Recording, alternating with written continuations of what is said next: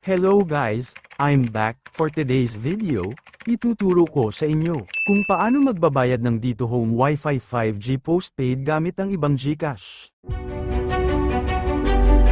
Welcome to my channel. Please subscribe. Last time, may ginawa akong video about sa kung paano magbayad ng Dito Home Wi-Fi 5G postpaid gamit ang GCash. May na-receive akong tanong sa comment section na, paano pag GCash number ng iba? Kasi walang GCash na sarili, pwede ka pa rin ba magbayad ng bill mo sa Dito? Ang sagot ay oo, pwede ka pa din magbayad ng Dito bill mo, gamit ang GCash ng iba. At yan ang ituturo ko kung paano. Kaya simulan na natin, sundan nyo lang ako, let's do this. Una, open ang GCash account at mag-login. At kapag naka-login na, sa dashboard ng account, hanapin lang ang bills icon. Click mo lang. Sa search bar sa bandang taas, type mo lang ang Dito Telecommunity Corporation. Automatic naman lalabas yan, tapos click ang Dito.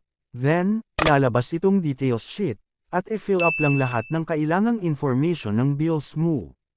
Gaya ng amount ng babayaran mo, account type. Sa account type, may dalawang choices dyan, kung ang gagamitin mo ay account number o kaya mobile number. Parehas namang pwede yan. In my case, mobile number ang pinili ko. Then, type mo din ang subscriber's name. Yung name na nakarehistro sa Dito. At email address. At kapag kumpleto na ang details, click lang ang next. Lalabas na ang confirmation details. Double check mo lang ang mga infos, at kapag tama na lahat, click ang confirm. At yun na, successful na nabayaran ang bill mo sa Dito Home Wi-Fi 5G postpaid.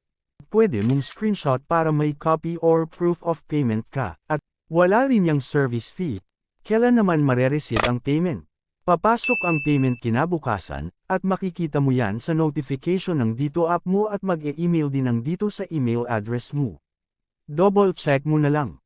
That's it for now. Sana ay may na-share ako. Salamat. Please subscribe for more. Kaya naman hanggang dito na lang. Hanggang sa muli. Bye-bye.